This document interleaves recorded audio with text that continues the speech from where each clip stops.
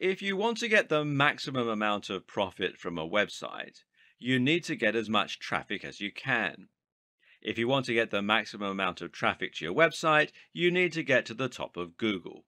And if you want to get to the top of Google, you need SEO, or search engine optimization. Search engine optimization is the process of optimizing a website so that Google will be more likely to index it and ensure that it ranks highly for the most relevant keywords and phrases. For example, if you have a website that sells hats, then you might try to get it to rank for the phrase buy hats online. To do this, you will go through an optimization process that would involve both on-site and off-site strategies. With any luck, you would eventually be able to get your website to the top of the SERPs, that's the search engine results pages, for that term, and thereby attract a huge amount of traffic. More importantly, that traffic would not just be from random visitors, but would instead be from specific people who are looking for hats. Better yet, those people will be looking for hats at the very point they came to your website. Why else would they search for hats? Which means they're ready to buy, and it should only take a small push to get them to make that decision. SEO can be a slow-going process, but it's still possible to climb the ranks and get your website to a point where it will start getting more and more organic traffic from searches. SEO essentially works by attempting to second-guess the algorithms used by Google to decide which sites to index and where to rank them. Google works by using bots, an index, and an algorithm. The bots, also known as robots or spiders, are small pieces of code designed to head out onto the web and look for content. They read web pages and they add that content to a massive index which Google can use as a reference. From there, Google will then use an algorithm to identify which content in that index is relevant to which search and which is offering value to the end user. Ultimately, the aim of Google is to help people find interesting content that will be relevant to what they're looking for. This involves a lot of factors, and the algorithm will look at how many links the content has, how visitors behave on that website, and the use of key phrases within the content. If a word or phrase is repeated often enough, then it is possible to deduce that said word or phrase is likely to be the subject matter, and thus should come up in searches for matching terms.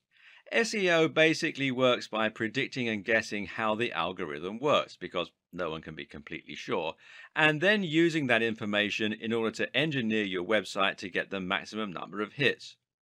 It means gaming the system, and this in turn can allow you to trick Google into believing that your site should be number one. Of course, it's not quite that simple though, and actually, as we dig deeper, we'll see there are other more efficient ways of looking at SEO.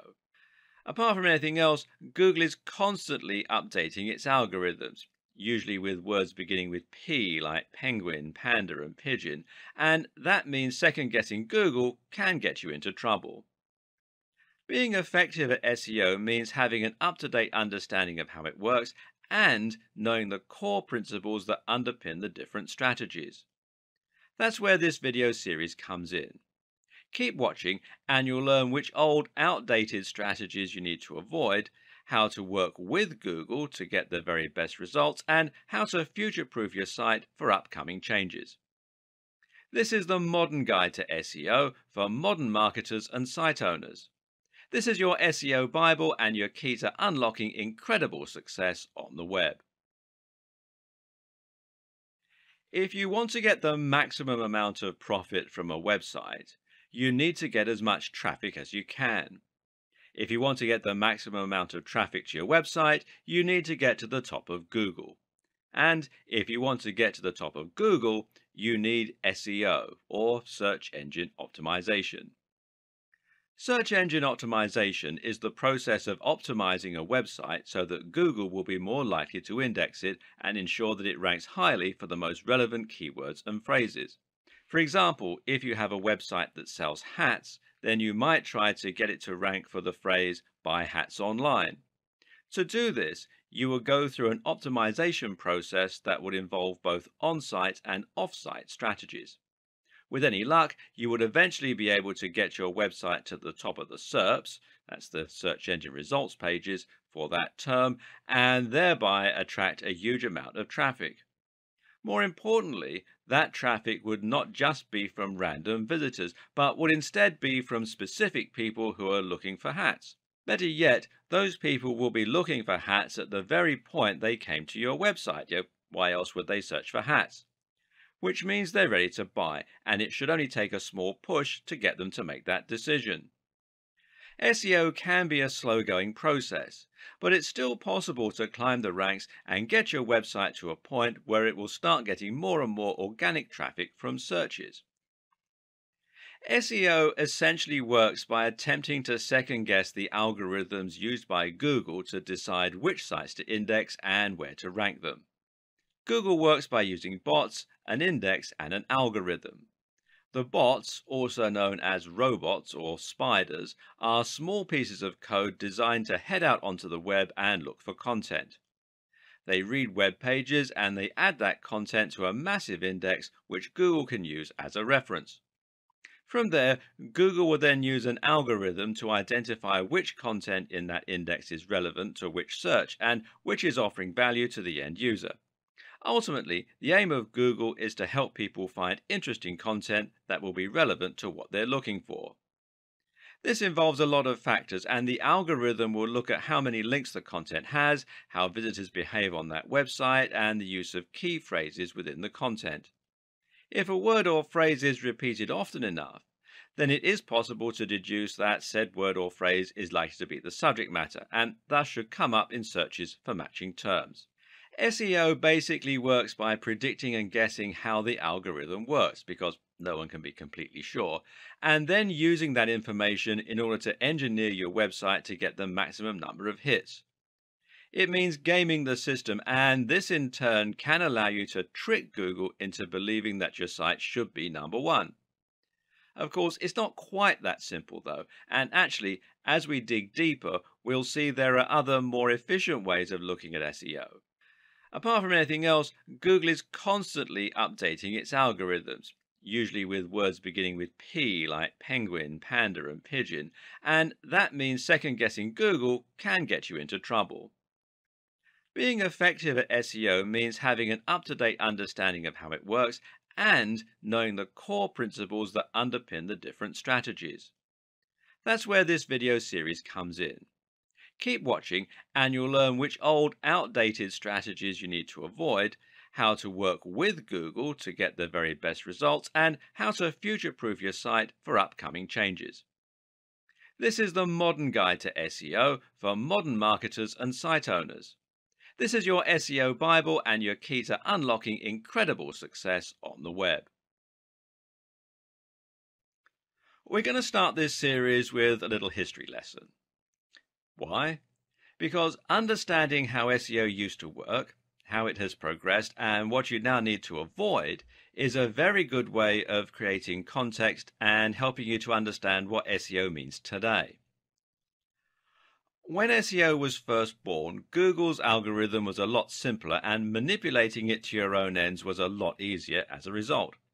Back then, Google looked at two key factors in determining its rankings.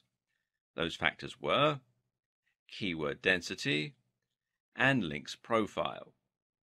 Your links profile, also called your backlinks profile, is essentially determined by how many links you have pointing to your website coming from other sites. This serves two important roles. Firstly, links help Google's robots to find your website. Bots crawl the web by reading content and following links from one site to another. If you have a link on a site that Google has already indexed, then this will allow it to find yours and add it to the network. At the same time, Google views links as testimony, assuming that a website would only link to another website if it thought said website was good and had something valuable to offer its users. Google would also assume that if you have links from 20 websites about hats, then your site is probably going to be about hats as well, especially if the anchor text has your search phrase in it. The other factor was keyword density. Keyword density meant how many times your website would repeat the words that you were trying to rank for. The more content you had and the more often you repeated the same phrase throughout that content, the more likely you would ultimately be to get ranked for that search term and to show up high in the SERPs. Of course, it was also important to research the keywords and to make sure they were actually being searched for.